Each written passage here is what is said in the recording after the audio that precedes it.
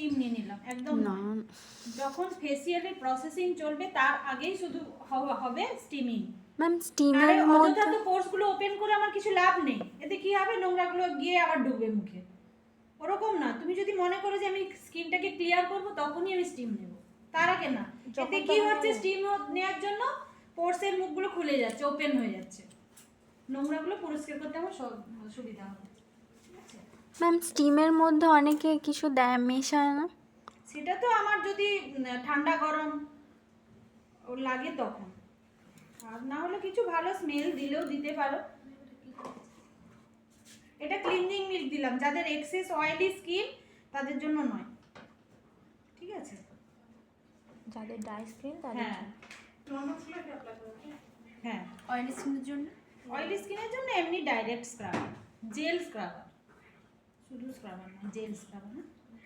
Oily স্কিনের জন্য সবই জেল। হুম।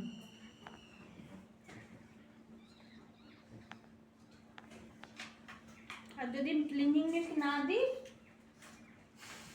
এই লোটাসের এইটা দিতে পারবো, এটা হচ্ছে ড্রাই টু নর্মাল স্কিনের জন্য।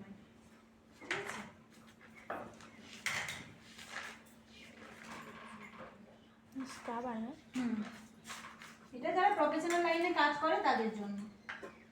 এই এত দামি দামি স্ক্রাব কেনার কোনো দরকার নেই, এমনি নর্মাল যেগুলো আছে লোটাসে ওটা কিনলেই হবে। কোনো সময় স্কিনকে জলবিহীন স্ক্রাব করবেন না, দরকার নেই।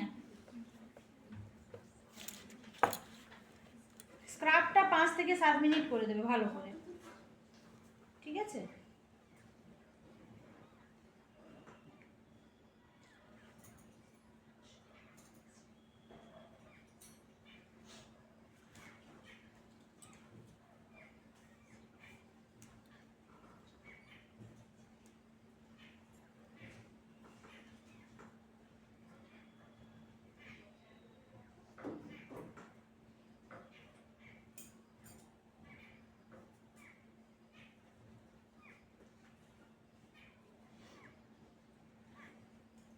খুব প্রেসারও না, খুব হালকাও না, ঠিক আছে? ছোট্ট ছোট্ট স্ট্রোকে স্ক্রাব করবে, ভালো করে স্ক্রাব করবে।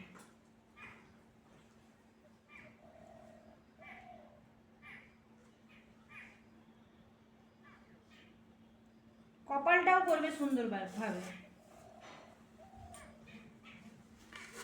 কপালে রিঙ্কেলস আসে সবচেয়ে আগে, আমরা কুচকে কথা বলি, চোখ মুখ বলে বা যখন বিরক্ত হই রেগে যাই তখন তো কুচকাই, ওই জন্য এখানে রিঙ্কেলসটা খুব তাড়াতাড়ি এসে যায়, সেজন্য এখানটাও করবে ভালো করে।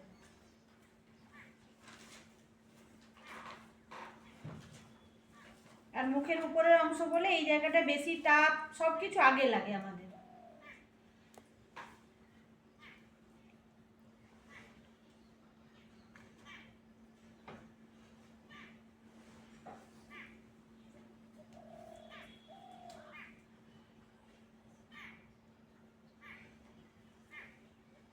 স্ক্রাবটা করার পরেই দেখবে ওর মুখে যেটা ছাপটা এসছে এটা অনেকটা ক্লিয়ার হয়ে যাবে।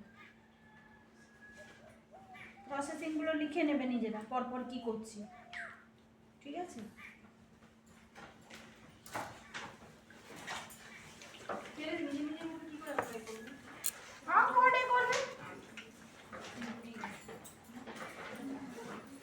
সব উপর দিকে হবে, স্ক্রাব তো সবাই করো, উইকে তো 2 বার করে করতেই হবে সবাই, 2 বার করে তো সপ্তাহে কেউ পার্লারে গিয়ে স্ক্রাবিং করবে না।